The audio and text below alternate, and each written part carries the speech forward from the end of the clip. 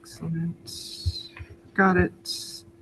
And over here, and let's scroll down to here. Okay. How's everybody doing? Good morning. How many people are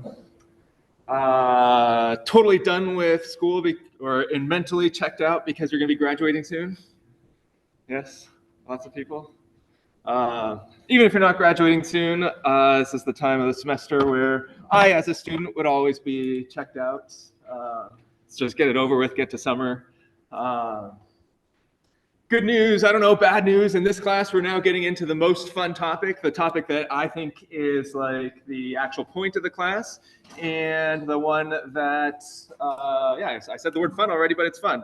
It's complicated. Everything's complicated. All the best things in life are complicated, but it'll be fun for us. We'll actually get to now see not just all sorts of maybe mind-numbingly technical things, but we will be able to actually make our SQL queries be fast now. We're finally getting to the point, what we've been building up to, making our SQL queries fast. So as a rough reminder of sort of the timeline of the whole course, the things that we've been doing. The very, very beginning of the course, first couple of weeks, we were doing stuff in the shell, the terminal, and the very first lab assignments, there was this big books data set that you were working with, and you did a little bit of stuff in SQLite with that, but mostly seeing how things on the shell correspond to things in SQLite. And then you use those shell techniques to make that map reduce of Twitter going fast-ish, parallelizing it, but it still took us a couple of hours to run any particular query. And if you wanted to change the query in any way, so we were looking at coronavirus tweets, but if you wanted to look about tweets about the president or any other topic, you'd have to rerun your entire query. And that could take, again, a couple hours, maybe a couple days, depending on the load on the Lambda server. And a couple of you did that, those extra queries as like a sort of extra credit thing. Now, though, we're getting our goal, our big point of this class is to be able to do that sort of analysis on these large data sets, terabytes in size, and not have to wait hours, not have to wait days, even with parallelizing, but wait only milliseconds, microseconds, so that we could be able to, for example, make real-time queries on a website that people could ask things about. And that's what our indexes topic today is going to tell us how to do. And we're going to be referring back to all the stuff that we talked about the last couple weeks related to starting with all this locks and transactions to get stuff inserted, then talking about the actual details about how things are stored. We'll need all of that information in order to fully understand how these indexes work and what they're doing under the hood. And so how we should design our indexes in order to make things fast. Before we get into technical stuff for today related to that, some quick announcements. So we have this Twitter Postgres parallel assignment. Your next assignment has been posted. And so we'll talk about that here real quickly for a minute and then go into our technical stuff for today.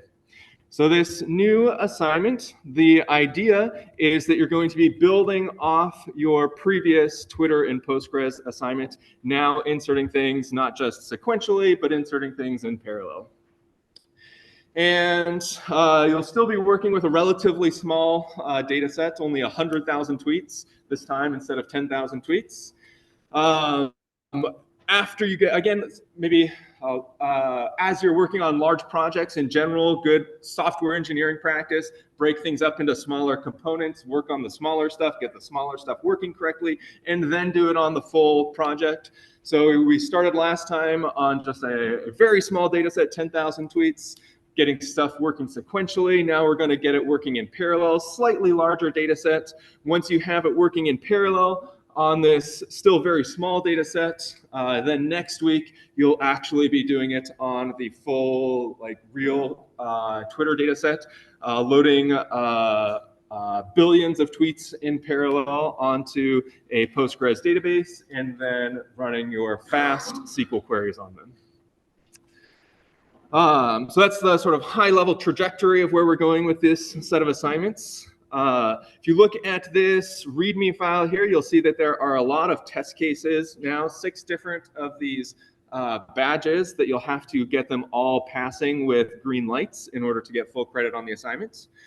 And it's divided this into a nice little table here of this sequential column and this parallel column. This sequential column is things that you have already done.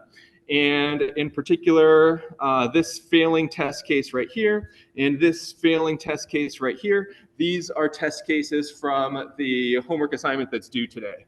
So if you get those test cases passing on that homework assignment, you'll basically, and the instructions go into detail on exactly how to do this, but basically just copy your code over, and then those all of these sequential test cases will be passing. If for whatever reason you're not able to get the test cases passing on the homework due tonight, then that's okay. Just let me know and I'll give you the working solution that you can use instead. But if you ask me for that, that's essentially forfeiting all the points on those sections of the homework due today. So that's this. Yeah, this anytime throughout these instructions, you see this normalized, unbatched. That's referring to the PG normalized stuff you're doing on the homework today, and this denormalized for the denormalized homework due today.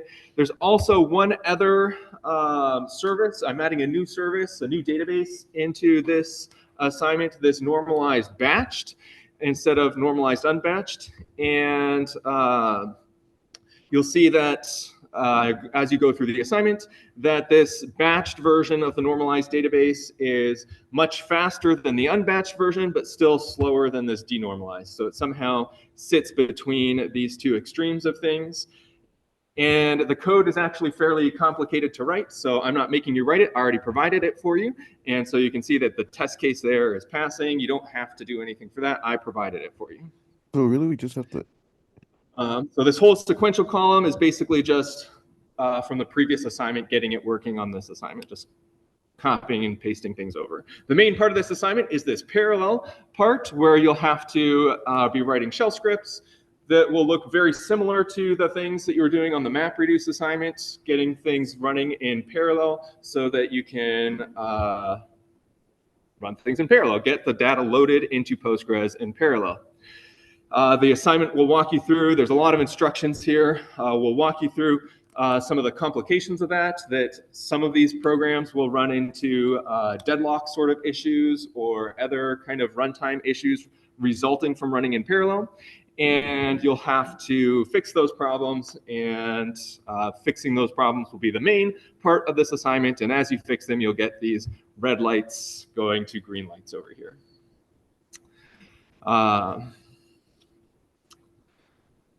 Let's see.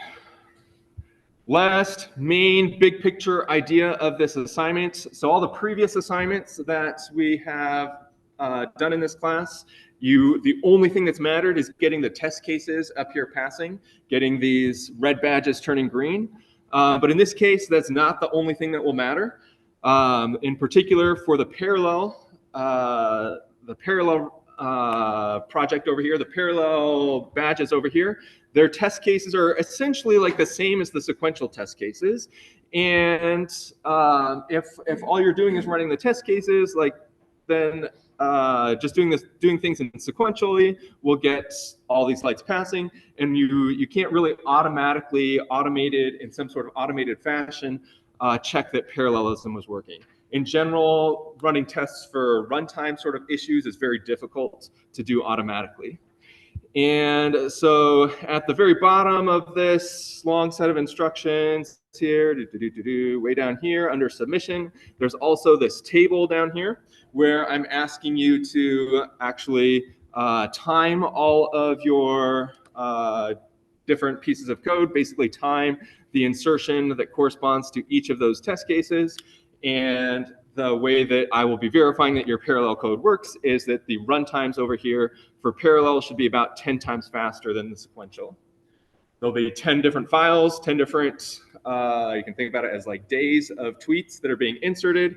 And so if you're inserting all 10 of those things in parallel, then it'll go 10 times faster if everything's working. So it doesn't have to be exactly 10 times. Depending on your code, it might be only like 7 or 8 times faster, but the parallel over here should be significantly faster than the sequential for full credit. I'm glossing over a lot of the details. It's all written up here. But if anybody, does anybody have any questions at a high level of what to do for the assignments?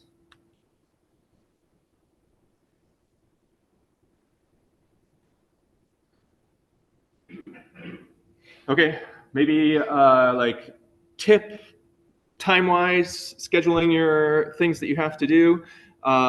This assignment, I think like once you fully understand all the stuff that has to go into this assignment is maybe one of the less work assignments that you have to do. But because there are so many different instructions here, so many different sets of test cases going on, it's very easy to maybe not fully understand something and get stuck. So recommend, especially on this assignment, getting started early so that you can, if you do run into problems about just not understanding exactly what the next step is, then you'll be able to ask that before the due date. And I have modified the due date here so that instead of being due Tuesday next week, it'll be Thursday next week, so you have a full week to work on all of this. Any questions? Yes.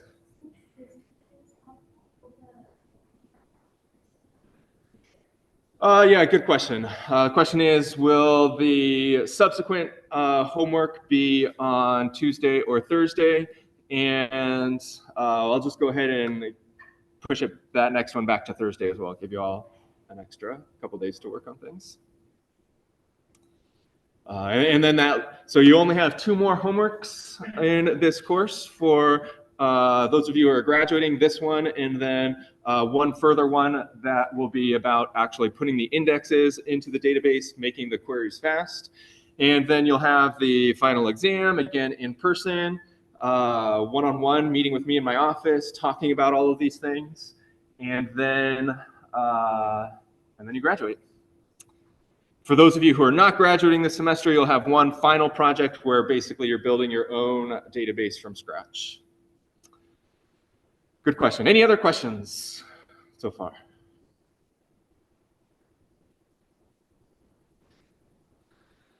Okay. Then we will get on to our new topic 10 material here today of indexes. And again, the idea of indexes is they're going to make our SQL queries fast. The main advantages, the 2 things that you should keep in your mind about why we care about indexes are they reduce the runtime of finding a row. So there are many situations where we have to find a row in SQL. The most obvious one is the select, but also update and delete and a handful of other statements cause us to have to find a row inside of a table somehow. And the sort of standard way of doing that, the default most obvious way of doing that is an O of in operation, and we'll reduce that down to a theta of in operation. One thing to keep in mind in this course or this section here, I'm going to be very careful with my asymptotic notation here of big O versus big theta versus omega. And so it's important to make sure that as we go along that you'll understand why this is a big O and not a big theta, and why this is a big theta and not a big O, for example. At this point, we haven't talked about it. You just need to observe that. But as we go along afterwards, after we've talked about all this, it should be obvious why this is big O and why this is big theta. And again, as a reminder, a big O is like an upper bound, a big omega is like a lower bound, and a big theta is both upper and lower bound. So it's kind of like equality. So that's the first advantage, going from linear down to logarithmic, a huge improvement there. And then the second advantage is that it's required for these unique constraints. And we've seen a lot of examples so far about why you would want to have a unique constraint, the things that it does. And similarly, foreign key constraints. In order to have a foreign key constraint, you must have a unique constraint. So if you want that sort of correctness guarantee in your database, even if you don't care about speed, then you need indexes for that. Disadvantages of indexes. The main one is that they increase the runtime of insert. Normally, insert's a constant time operation. So it goes from theta1 up to theta login. So it's not a huge penalty of adding indexes here. Both of these are very small. Theta1 and theta login, both very small values here. And this decrease is really the main, very, very much outweighs this increase here. Other last highlights here. So this careful use of indexes, solving vast majority of your SQL performance problems. And most industry developers, for whatever reason, never actually properly learn SQL.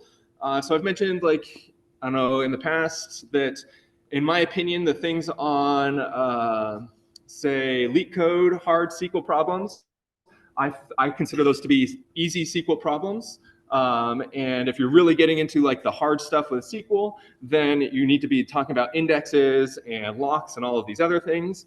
And most classes on databases never really get into that. And so most people just don't, most working developers don't have a good grasp of performance here. And so there, I don't know, lots of memes online. Here's some fun comics that you can look at if you want about how being actually a master of SQL, actually understanding this stuff can make you sort of very valuable at your company, wherever you're working.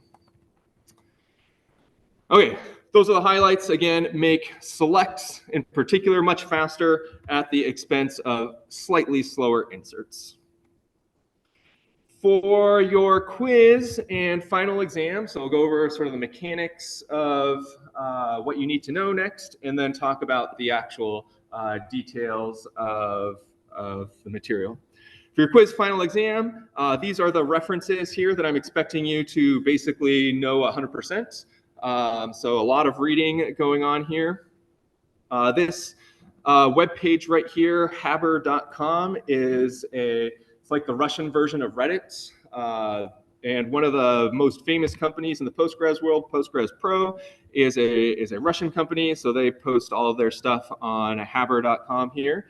And we will be using their tutorial on indexes as sort of our main textbook for this section. I think they have 8 or 9 different parts in this tutorial. For this first part here, topic 10 of our first indexes discussion, you'll only need to know these 3 parts right here, but eventually you'll need to know all of the different parts inside of the tutorial.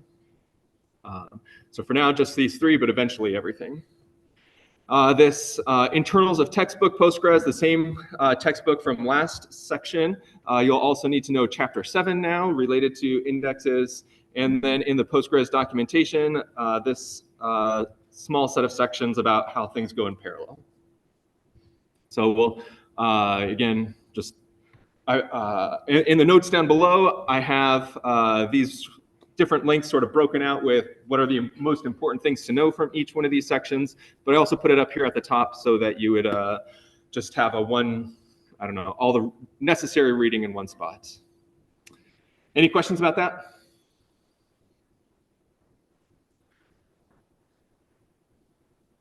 Okay. Handouts today, 2 handouts, and you can find them on GitHub in this questions final review 1.pdf and questions final review 2.pdf files. Those are the handouts today.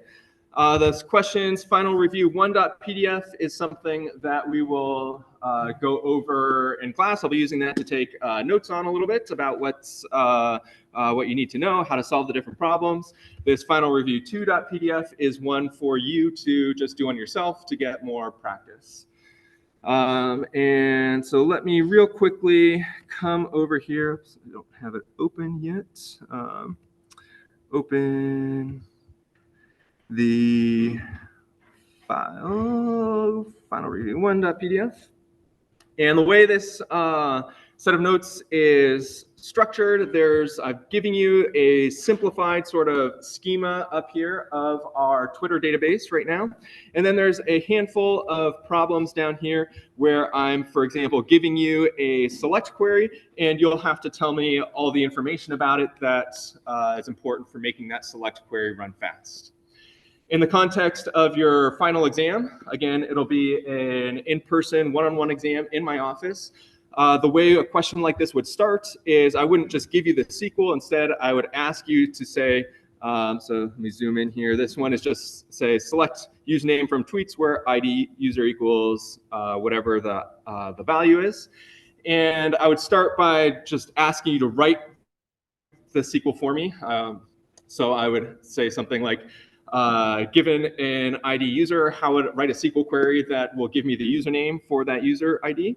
And you might write something like this on the whiteboard. And then once you have the SQL query written, then we start talking about all the different performance implications of that SQL query. So the hard part, or the easy part, is going to be coming up with the different SQL queries for whatever the prompt is that I give you. And then the hard part, where most of the grading will be like evaluating, do you understand all the different performance implications of that query? So the notes here only focusing on the performance parts. Okay, so that's those notes there. We'll get to those in a little bit. And coming back down here, onto this types of indexes section. For today, the next couple days in class, we're going to be focusing on this btree type of index. This is the most important index used in vast majority of situations. It's the default index. So we'll spend a lot of time talking about this. And then the next last topic of this class, going over these handful of other indexes and when you might want to use those instead. To talk about like the motivation of this btree index in particular, or indexes in general, I'm going to switch over next to the terminal, and I'm going to do a little bit of some examples here in the terminal. This is not something that you need to follow along with, though. This is just to get you like some more high-level motivation about why what we're doing is important and where we're going with this. How we're going to be talking about a lot of like diagrams and pictures here in a minute. The purpose of this is to give us this example right here is to make that a little bit more concrete, tie that into the Postgres stuff that we've been talking about with commands. So currently I'm in my solution for the homework that is due next week. So inserting all of your tweets in parallel. And so for example, if I do a select count star from tweets like this, we have about 100,000 tweets in this database. And from users, a little bit more than 100,000 in here. Again, one tweet can insert multiple users potentially, some of those unhydrated. And what I want us to do is think about the runtimes now of our queries, and \timing on in pSQL will turn on the runtimes. And if I rerun, for example, this select count star from users query, then we get the runtime here of about 21 milliseconds. What I want to do is select ID users from users where screen name equals real Donald Trump. So find the user ID of Trump's Twitter screen name right here. Hit enter, and here is the corresponding user ID. And you can see that it took about 30 milliseconds to do that operation. And what I want to do next, I'm going to reverse this operation. So instead of finding the user ID from the screen name, I'm going to find the screen name from the user ID, and we're going to compare the runtimes of that. Select screen name from users, where id users equals that big number right here. That's the user ID, semicolon, hit enter. And now you can, oops, I have a typo here, select, so up arrow, all the way to the beginning with the home button, delete that extra E, hit enter. And now we get the screen name of real Donald Trump right here corresponds to this, this user ID right here. And one thing that is jumping out to me is that the runtimes of these two operations are very different. That the runtime of getting the user ID from the screen name is on the order of tens of milliseconds, so 30,000 right here. And the runtime of going from the screen name to, or going from the ID to the username, going the other direction, less than a millisecond. And so I want us to think about like why that is, why we have a discrepancy between those runtimes. And in order to do that, we're going to introduce a new SQL command called explain. And explain is something that is specific to Postgres. What it will do is it's going to tell me the actual algorithm, that the imperative algorithm used under the hood, like that is being used to run these commands or to evaluate these commands. So if I type explain here, explain, and then put a SQL query over here, explain, and then a SQL query. Instead of running this SQL query, Postgres will tell me the algorithm used that Postgres would use if it were going to run it. So I hit enter right here, and we can see that in this query plan, the query plan is sort of the imperative code that corresponds to this declarative code up here. Again, I used those words when we first started talking about SQL, that SQL is declarative, so that it means that you don't tell to SQL you don't say how to do something, you instead say what you want it to do, and it figures out how to do it. And this is the technique that Postgres decided to use to solve this. In this case, a sequential scan is essentially just a for loop over the users table, checking every one of those rows to see if it matches this condition. And so this is a linear operation right here. The runtime of this was about 30 milliseconds. So doing a for loop over 100,000 different usernames took about 30 milliseconds. But because this is a linear operation, for loop over the entire database, linear operation, if we were to do this on next week's assignment, after you've loaded everything in, billions of tweets, then this is going to be much, much larger. If we add in 1,000-fold more tweets, for example, you'd have to multiply the runtime here by 1,000, and we'd get 34 seconds instead of 34 milliseconds. So sequential scan here, one technique for evaluating a select query, and it has the linear runtime because it's just a for loop over everything. The reason the other query was faster was because it's not using a sequential scan. And so I'll press the up arrow to get back to the other query. So here, select screen name from users, hit enter. This is faster, not the 30 milliseconds. Up arrow, press the home key to take me to the beginning of the line, type the word explain in front of it to get the algorithm that Postgres has decided to use to implement this query. And now we can see that it is not using a sequential scan, it's using this thing called an index scan.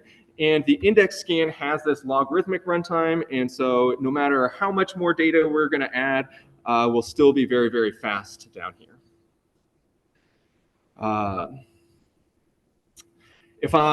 Another thing that I've mentioned previously, so is that Postgres will be able to make our queries somehow like asymptotically optimally efficient for us. And so here we have this 30 millisecond horribly slow query that is using this sequential scan. And I'm going to see how can I make this query faster without actually modifying this query in any way.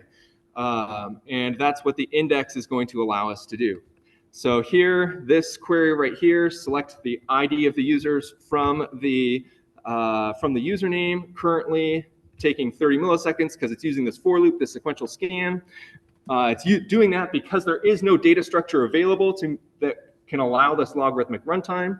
But if I create an index on users, and here it'll be the screen name that I want to create the index on. The table over here, the syntax here is the table right here, the table that you are doing the query on. And then inside of parentheses, it's like what you're going to be doing your filtering on. So the thing that's happening to the right of the where clause over here, screen name right here, hit enter. Now that I have this index available, up arrow, rerun this command, same exact command now happening much faster. That having this index available for us now makes it so that we're running in the logarithmic time instead of the linear time. And we didn't have to modify our SQL query in any way. It's still the same exact SQL query, but Postgres under the hood is writing different imperative code for us to make it go faster. So if I press the up arrow, home key again to take me to the beginning of the line, add the explain right here, now we can see that we are in fact using this index scan instead of a sequential scan. And that's what's causing this to run faster. So again, high-level idea of what we just discussed is that creating an index, we'll see in gory detail all the reasons why you'll have to, or all the things that you'll have to consider about when you're creating an index. But it's the table, then the columns over here that you create an index on. Those columns are things that happen to the right of a where clause that you're somehow filtering on. And that allows you to, allows Postgres to use a more efficient algorithm to answer queries. And you don't have to change your actual SQL code in any way. You don't have to modify your query in any way. Postgres will do that for you automatically. Any questions at a high level about anything we did? Yes. When you read this, so there's another parameter or something that's the cost. I noticed that cost seems to be higher on. Yeah, so there's a lot of information inside of this query plan over here. These costs, these are somehow estimates of what Postgres thinks using a particular algorithm is going to take. It turns out there are 4 different algorithms that Postgres can use to what we call scan a table or find rows inside of a table. And so we'll go over those 4 different algorithms in this topic and see how Postgres can estimate the costs of those, when it might choose to use an index scan versus an index-only scan versus a bitmap scan versus a sequential scan. And by having some intuitive understanding of that, you'll be able to design your indexes better. This information over here, the question was actually about sort of what is this information? We'll go into that in more detail, but it's essentially useful to you for debugging to see, was the index that I created a good index or not a good index? Good question. Any other questions about what we're doing, where we're going?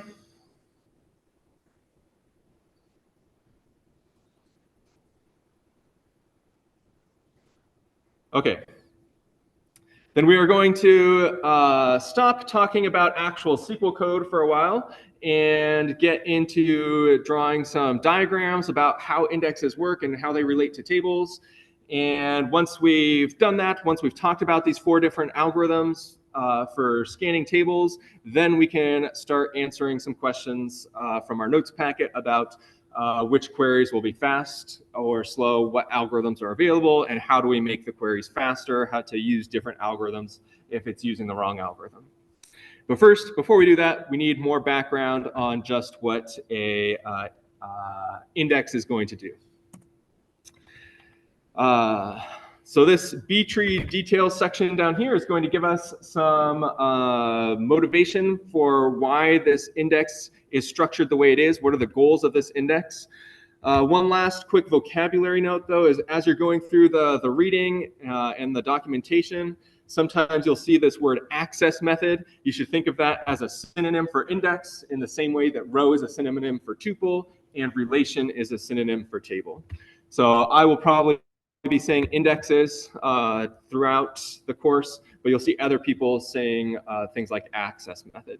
And these are synonyms for each other. Okay, so again, the main type of index that we'll be using that you'll always want to use in SQL is the btree. It's the default. And so you'll need to have at least a basic understanding, but you won't need to understand the low-level details. And by low-level details, I mean you won't need to be implementing it yourself or looking at the Postgres actual implementation. But you will be able to need to understand like how to walk through all of the different types of operations that go on inside of a btree. So a btree is an extension of a balanced binary search tree. So in your data structures class, whatever you took, I like the AVL tree, but other professors sometimes like red-black trees or 2-3 trees. These are all examples of balanced binary search trees. And the motivation for all of these was it allowed finding elements in logarithmic time. These data structures are what we call in-memory storage data structures. They're optimized for actually like relatively small data sets that can fit inside the memory of a computer. And the btree is similar, but it's optimized for on-disk storage instead of in-memory storage. In order to understand what that means, we need to talk a little bit about the like physical structure of a hard drive. And I have some pictures down here, but I also have a physical hard drive for you to pass around and look at that will help make some of the things that I'll talk about a little bit more intuitive. So I'm gonna take this box and we'll play around with the things inside of that box. There's 2 hard drives inside of that box. The most important one is the physical HDD. The origin of the word hard drive comes from the fact that there are these little platters inside of here. These little disks are called what were originally called the drive because there's a motor that is driving these disks. And these disks are hard. They are not floppy disks. They are hard disks. You can touch it and you won't be able to bend it. So that's where the name hard drive comes from.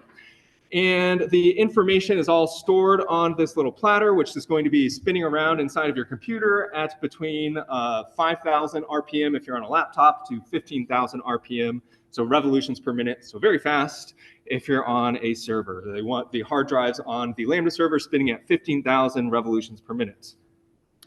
And then this little thing over here, this the recording head right here, is one of the more important things to understand. So when the hard drive gets to you, I recommend just flicking it around.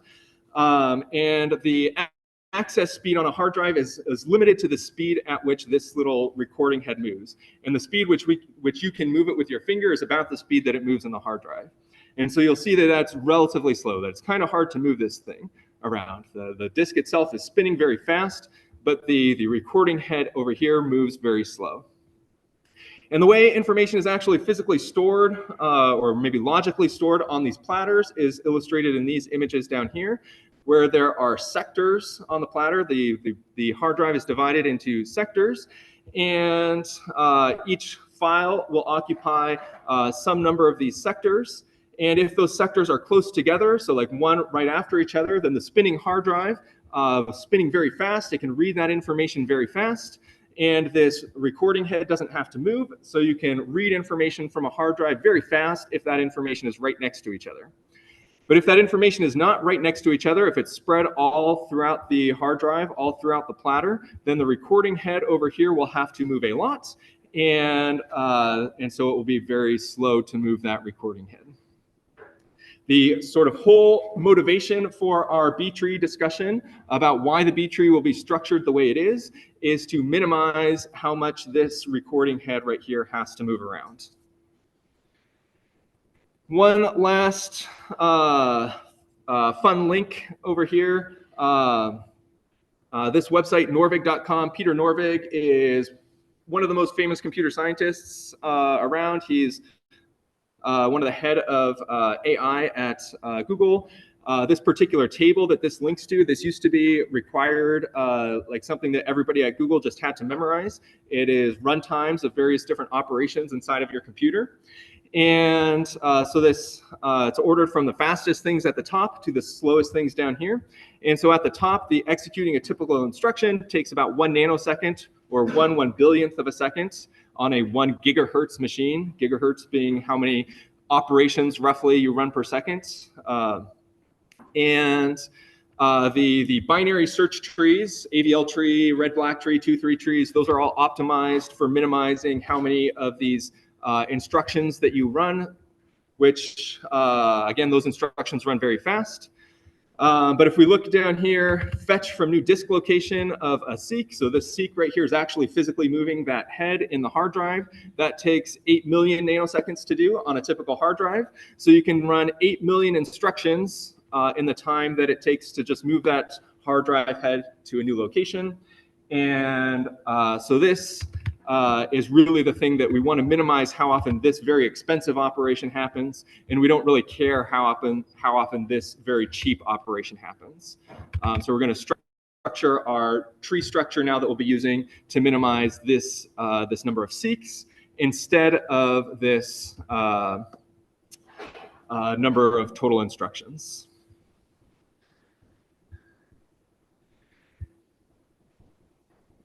That's a very fast sort of introduction here to computer hardware and architecture as relevant here for our discussion. But any questions about that? Yes. Good question. So what about solid state drives? It turns out that even inside of solid state drives, for various reasons, it is still much faster to read sequential data than it is to seek between different sources. The solid state drives much faster than hard drives, but still have this relatively slow seeking behavior compared to reading behavior. It's also the case that hard drives, so solid state drives have come down in price a lot, but the price per terabyte of a hard drive like this is still maybe like 10% or less than a solid state drive. And so data centers that are storing massive amounts of information all rely on spinning rust platters like this rather than solid state drives because it's just much cheaper. So we saw, for example, or at the beginning of the semester, I made this observation that Facebook had this post where they said they ingest 14 petabytes of data per day back in 2014. And so that's roughly on the order of like 10,000 hard drives per day that they're filling up. And so if you are filling up 10,000 hard drives per day, reducing that cost is very important. And so they heavily rely still on these like spinning rust drives.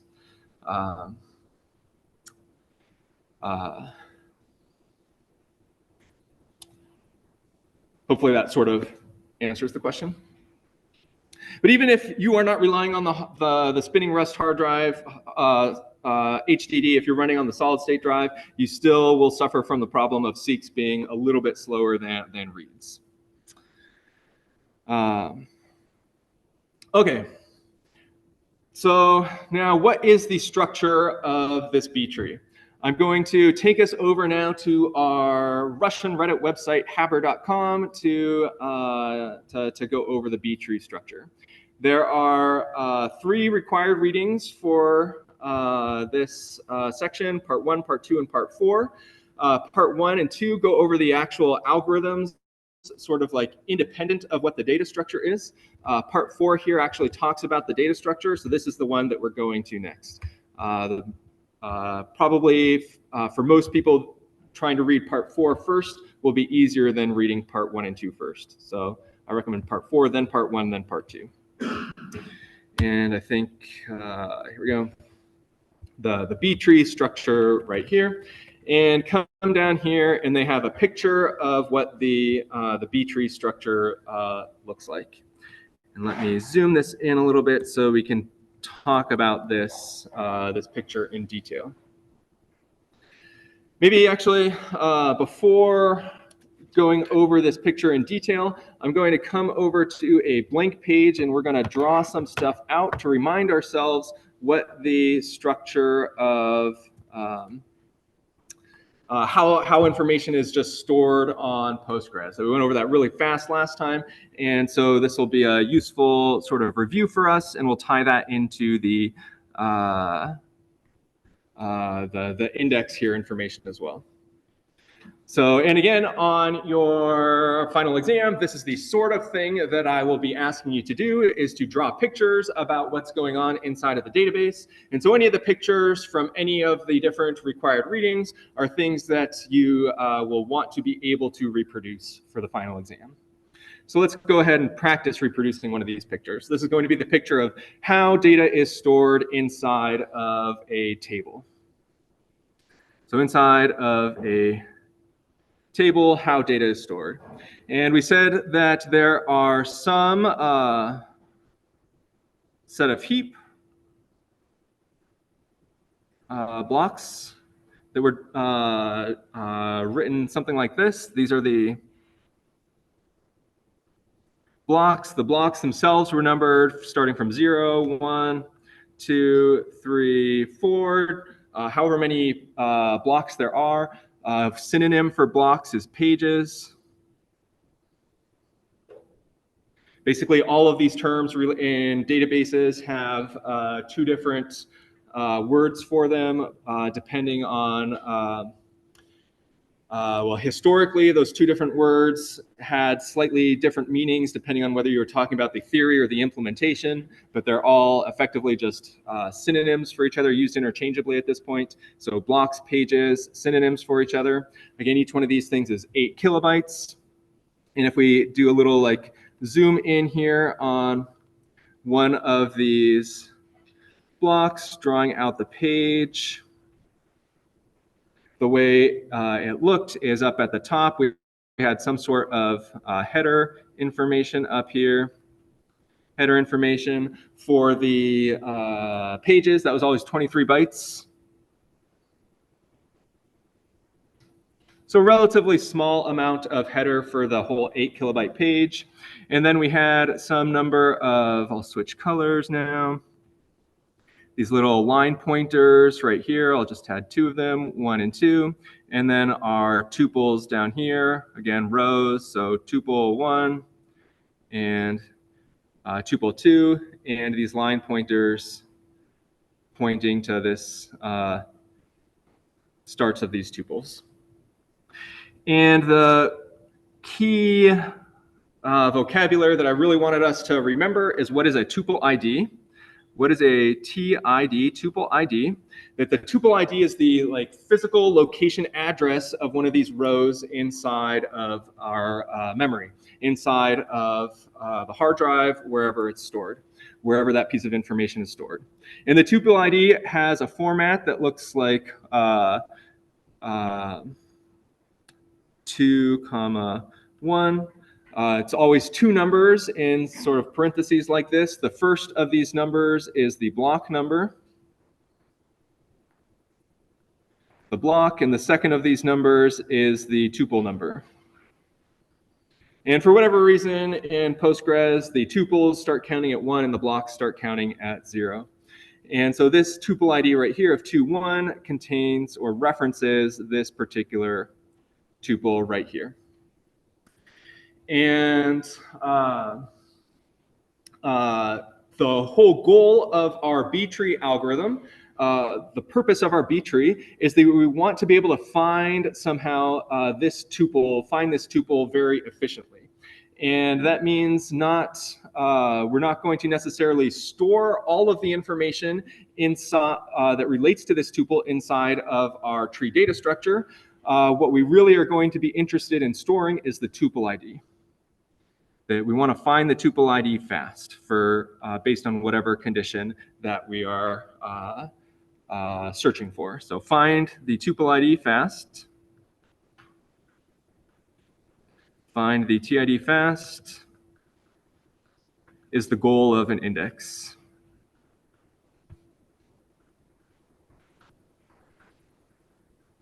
That given a particular tuple ID, it's constant time to look up that the actual row itself. All we have to do is we can constant time index into the appropriate block in the table, and then we'll have to do a little linear walk here through those tuples, through these line pointers up here, and then jump to the appropriate location. But these line pointers have a fixed size. You can only have so many of them inside of one block, And so overall, it's constant time to find a tuple given a tuple ID. So the purpose of our btree is to find us the tuple ID quickly.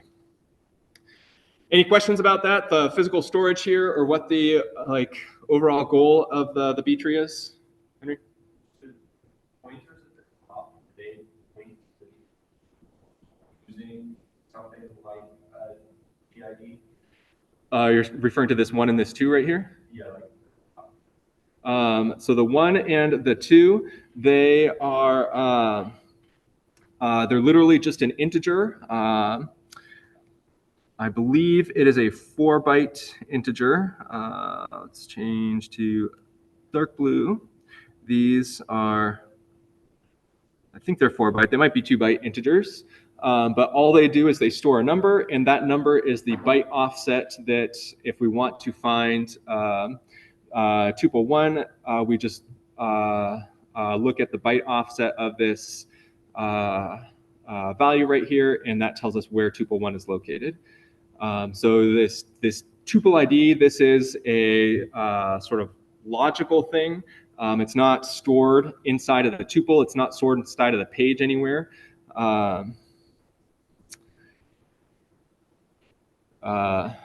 Yeah, it's related to the tuple ID. That given the tuple ID, you need the line pointer in order to calculate the tuple, but this number over here is not sort of directly related to the tuple ID.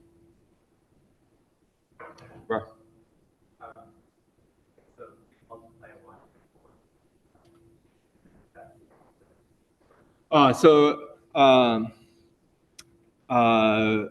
There's no multiplication over here. This 4 is, I wrote 4-byte because that's the maximum, that's the total number of bytes used by the line pointer right here. So that's any number up to between like 0 and roughly 4-ish billion.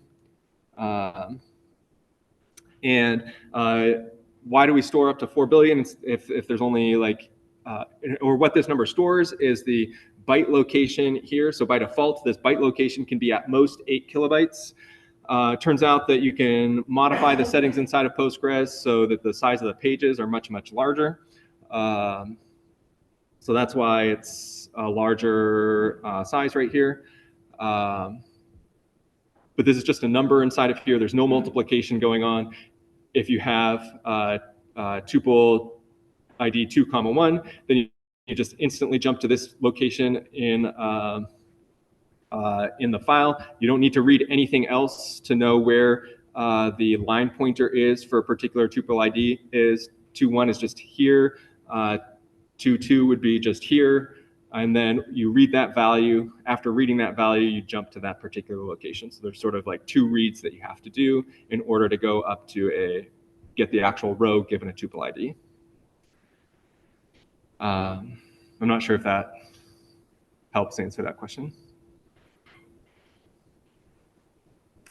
I don't know if the full underlying details may be a little bit confusing. The important thing here is that just a tuple ID lets you, given a tuple ID, you can access the information in constant time. That's that is the takeaway.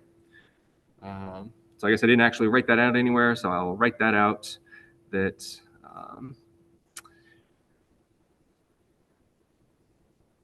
takeaway given TID, get all column values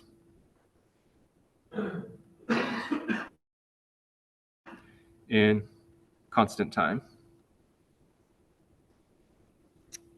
And so the btree index, whatever type of index we are going to be using, it's only going to be storing tuple ID values inside of it so that we can get access to that information.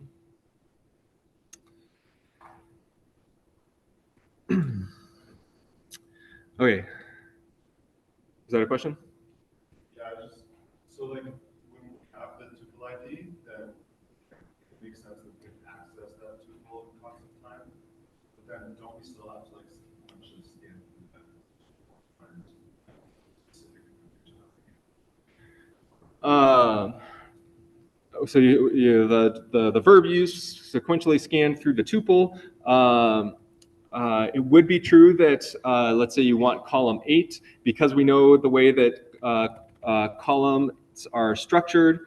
So inside of a particular column, or inside of a tuple, columns are not at fixed locations. Columns not at fixed locations. Because of the null values, we saw that we don't store anything because of those null values. And so you do have to do a linear scan over the tuple in order to actually get the particular columns that you're interested in. But that's a small thing, and tuples have a maximum size, so that's basically an unimportant issue right here. It also turns out that, so the reason originally that Postgres used 8 kilobyte blocks right here, the reason Postgres used 8 kilobyte blocks is because traditionally in a hard drive, these sectors down here, these sort of discrete units that are storing information on the hard drive, those were originally 8 kilobytes in size on older hard drives. And the way like physically hard drives are structured is that if you read any one of those 8 kilobytes, you have to read all of those kilobytes at once. It can only give you all or nothing inside of a sector.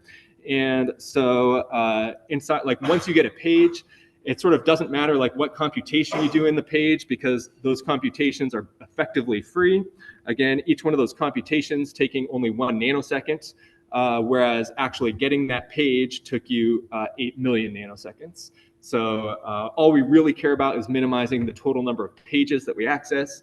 Then once we get a page, it's like you're not going to do 8 million different instructions no matter what you do, basically, because the page is so small. So we don't really care what we do inside of the page.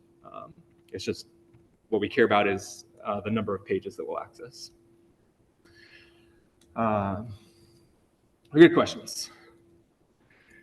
Okay, inside of a inside of an index, physically, an index is going to be stored the same way as a heap table. That it is just a collection of blocks. So this is index physical storage. There's an in right here. It's just a connection of blocks. Again, numbered from 0 up to however many there are. In -1 blocks. Right here, this is the in -1. And the blocks will just be structured in a little bit different way internally. Inside of these blocks, they'll still be, they're still all 8 kilobytes in size. Again, something that you could conceivably change, but nobody does. They're always 8 kilobytes in size. There's some very small amount of header information up here. And then the interesting thing is going to be what we actually store inside of the, what we store in here, what we put in here is the interesting thing. What we put here is the important part. Here is the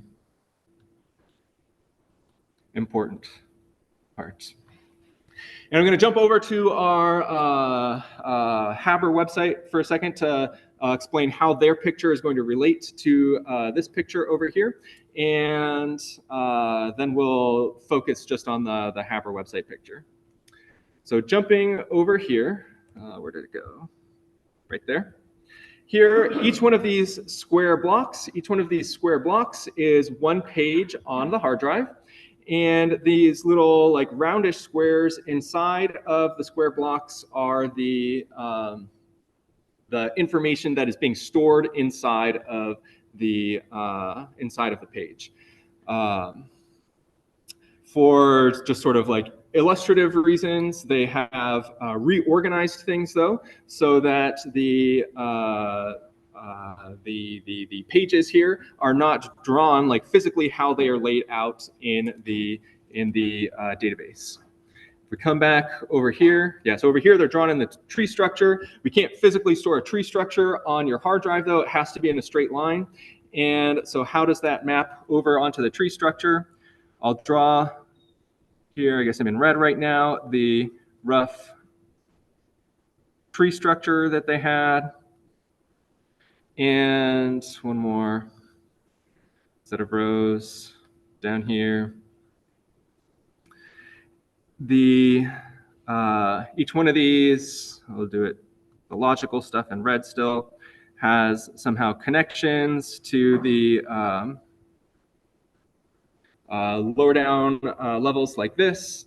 And then there were also sort of sideways connections between the different pages. And the physical layout of this tree is you start up here at the top, start at this one, and then you follow the left line, then this one, follow the right line. Do everything inside of one row is located right next to each other on the hard drive. And then once you're at the end of a row, you come back down to the next row, starting on the leftmost block like this. And so there's sort of like this dashed line connection. There's no sort of logical connection between this page over here and this page over here. No red line, logical line connecting them, but physically this page over here is connected to this page, and so on. So if I were to number the pages, and actually there's a little header page up at the top that they have. This is 0, 1, 2, 3, 4, 5, 6, 7, and so on. So it will be important to be able to map yourself, at least internally in your head, between this tree structure and the physical structure, how it's laid out on the hard drive. And so again, these black numbers here, those correspond to the actual page numbers over here. And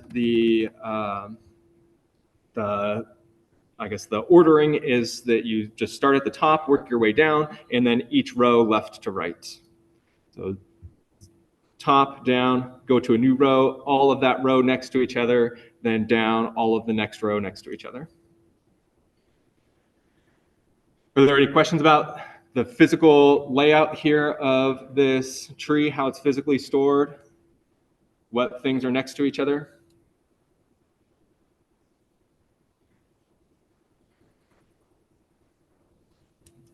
Okay. All of these different logical connections between the pages are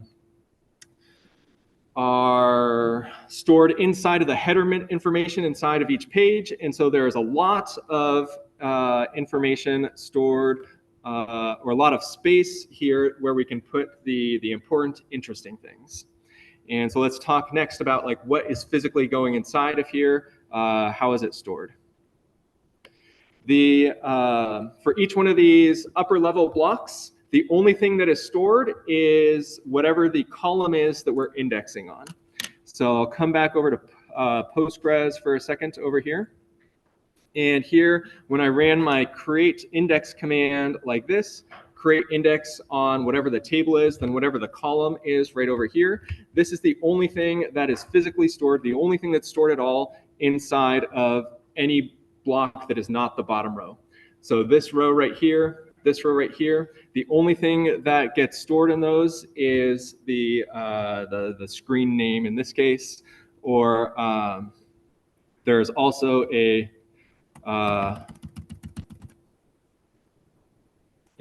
users. This index ended up getting created for us automatically. This one is on an integer, so maybe it's a little bit easier to map over towards the example over here. But the only thing that's being stored over here is these integers themselves. There is no header information being stored. There is no overhead. So one takeaway here is that for the top level rows, or for any row, any page that is not a leaf, any page that is not a leaf, then the only information being stored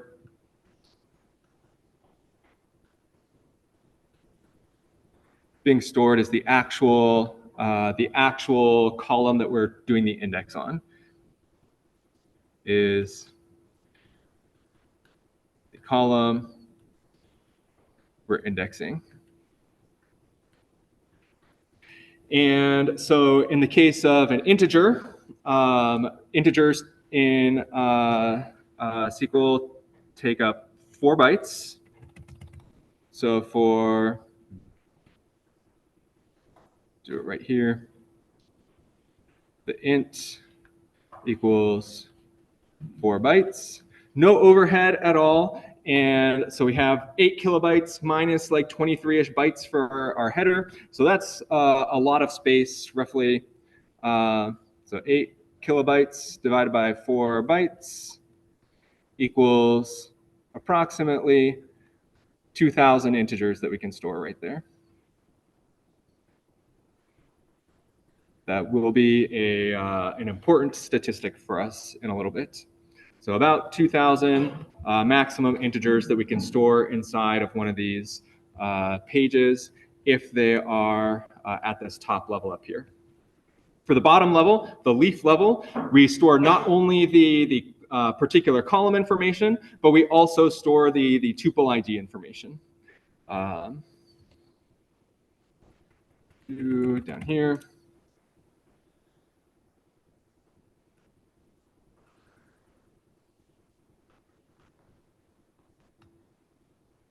For the leaf, we store not just the column, but also the TID, also the tuple ID. And so they're a little bit less space, but still a lot of space. Again, no overhead.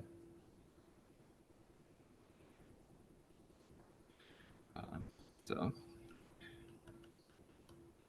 a little less space for data, but still hundreds of rows can be stored.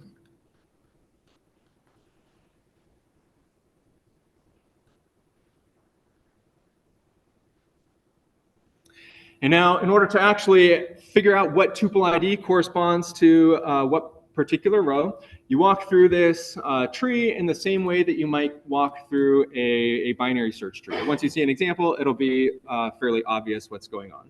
So here, there's this next picture down here. They're showing an example of what happens when you do a search by equality. So if we have our index field equals to some sort of expression, they're, in this case, looking for the number 49.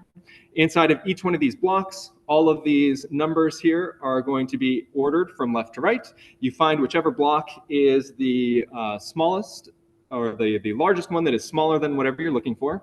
So if we're looking for 49, 49 is between 32 and 64. And the btree maintains the invariant that the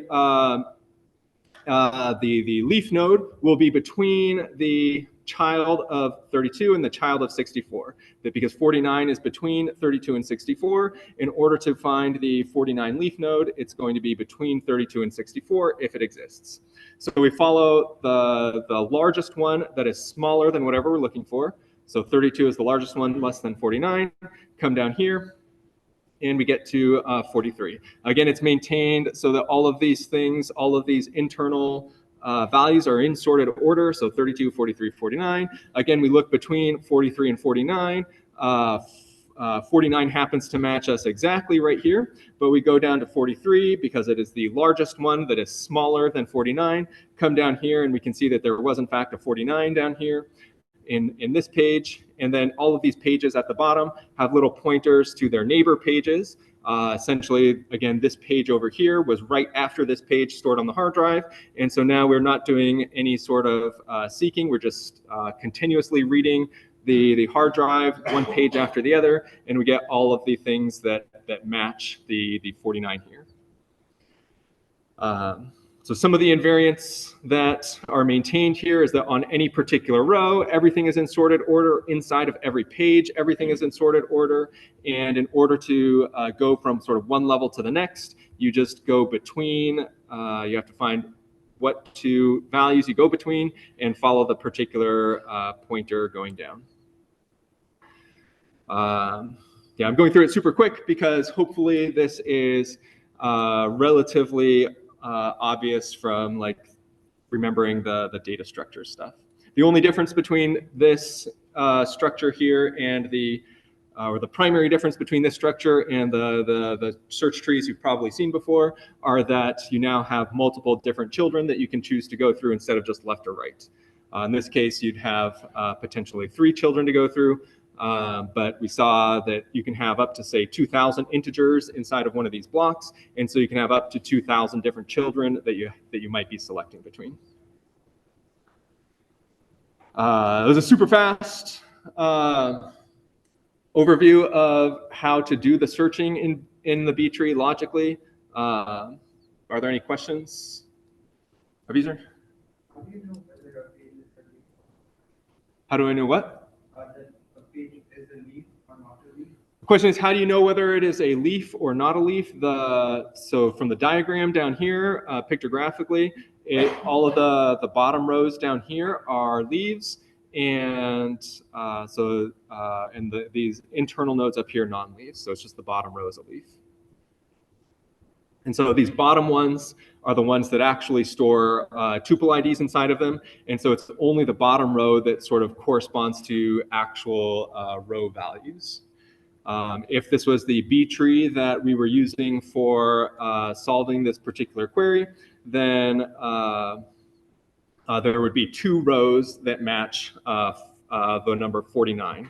Even though we have this internal value of 49 up here, because it's not a leaf node, it means there's no row that corresponds to this 49 up here in the table. Down here, though, there are 2 rows that correspond to this number down here.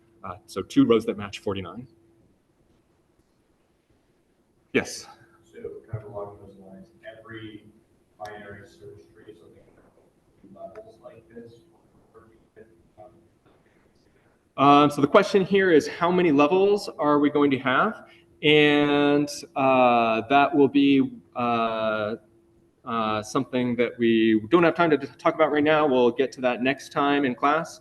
At a high level, though, what we care about, the total number of disk reads that we have to do is the number of levels. So we want to minimize the number of levels.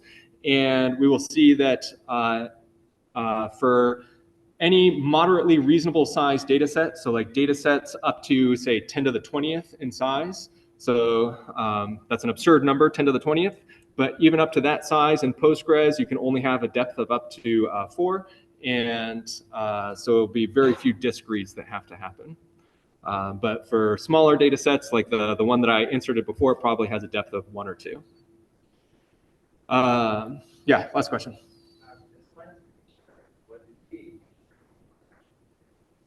The question is, what do the internal nodes actually store? And the answer is the only thing that the internal nodes store is whatever is inside of the parentheses over here. They only store the actual data. And the internal nodes over here do not actually correspond to any particular rows. That's why they don't have tuple IDs inside of them. The bottom row down here, the leaf nodes, those correspond to actual rows in the table, and those will have tuple IDs inside of them. The internal rows, the internal pages up here, they're purely for bookkeeping purposes so that you can find the leaf nodes quickly. That's a good stopping point for us for today. So we'll stop here. We do have lab tomorrow. And then next week on Tuesday, we will pick up again with our discussion of indexes and btrees. If anybody has questions about anything, I'll stick around after, and also have office hours today.